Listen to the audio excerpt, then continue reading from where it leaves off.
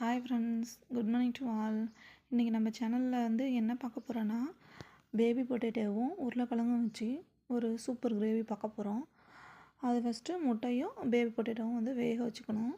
நான் முட்டையை ஃபஸ்ட்டு வேக வச்சிட்டேன். அப்புறம் தான் ஐடியா வந்துச்சு, சரி பொட்டேட்டோவும் அது கூட சேர்த்து செஞ்சிடலாம் அப்படின்னு சொல்லி ஐடியா வந்துச்சு.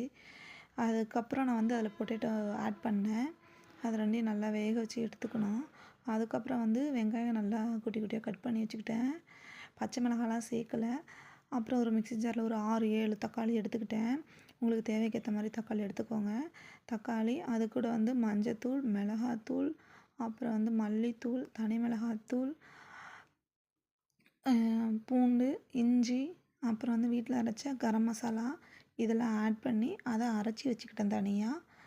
அதுக்கப்புறம் ஒரு கடாயில் வந்து எண்ணெய் லைட்டாக விட்டு ஸ்பைசஸ், பட்டை, கிராம்பு, சோம்பு அந்த மாதிரி இப்போ எல்லாம் சேர்த்துட்டு, அதுக்கப்புறம் வெங்காயம் ஆட் பண்ணி நல்லா பொன்னிறமாக வர வரைக்குமே நல்லா வதக்கிட்டு, அதுக்கப்புறம் நம்ம அரைச்சி வச்சுருக்கோம் இல்லையா அந்த பைன் பேஸ்ட்டு, தக்காளி பேஸ்ட்டு, அந்த தக்காளி பேஸ்ட்டையும் அது கூட சேர்த்து நல்லா பச்சை ஸ்மெல் போகிற அளவுக்கு வதக்கி எடுத்துக்கிட்டேன்.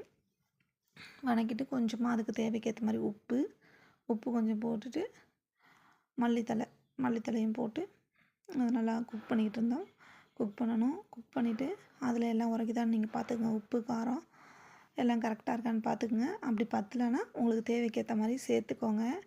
நான் இப்படி தான் செஞ்சேன் இந்த மெத்தடு. நீங்களும் இந்த மெத்தடில் ட்ரை பண்ணுங்கள்.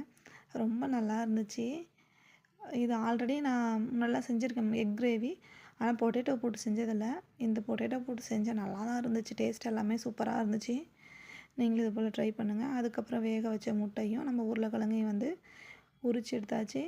அது தனியாக ஒரு தட்கா ஃபேன் வச்சு கொஞ்சமாக எண்ணெய், உப்பு, மஞ்சத்தூள், மிளகாத்தூள், மல்லித்தூள் இதெல்லாம் ஆட் பண்ணி அதுலேயும் முட்டையும் அதுக்கப்புறம் வந்து உருளைக்கிழங்கையும் ஆட் பண்ணிட்டேன். ஆட் பண்ணி அது ஒரு 2 நிமிஷம் நல்லா அந்த மசாலாலாம் அதில் இறங்கட்டும் அப்படின்னு சொல்லிட்டு அது ஒரு 2 நிமிஷம் நல்லா குக் பண்ணேன். அதை குக் பண்ணிட்டு நம்ம குழம்பு கொதிச்சிட்ருக்கு இல்லையா, அந்த குழம்பு கூட சேர்த்துட்டு சரி கொஞ்ச நேரம் கொதிக்கட்டும் அப்படின்னு சொல்லிட்டு அப்படியே போட்டு கிளறி விட்டுக்கிட்டே இருந்தேன். அது கொஞ்சம் நல்லா கொதித்து வரும்போது தயிர் உங்களுக்கு ஆப்ஷன் தான், வேணும்னா சேர்த்துக்குங்க, அப்படி இல்லைனா வேணாம். தயிர் சேர்த்தா இன்னும் டேஸ்ட் கொஞ்சம் நல்லா இருந்துச்சு. கொஞ்சம் அது எப்படி சொல்கிறது, ஹோட்டலில் சாப்பிட்ற அந்த டேஸ்ட் மாதிரி நல்லா இருந்துச்சு. வேணும்னா சேர்த்துக்குங்க, இல்லை ஸ்கிப் பண்ணிவிடுங்க. தயிர் வந்து நான் 2 ஸ்பூன் வந்து மிக்ஸ் பண்ணி கொஞ்சம் நேரம் நல்லா கொதிக்க விட்டுட்டு இருந்தேன். நல்லா கொதிச்சதுமே அப்புறம் ஆஃப் பண்ணிவிட்டு லாஸ்ட்டாக மல்லித்தழை தூவி இறக்கி வச்சாச்சு. இப்படி தான் நான் வந்து எக் பொட்டேட்டோ கிரேவி செஞ்சேன்.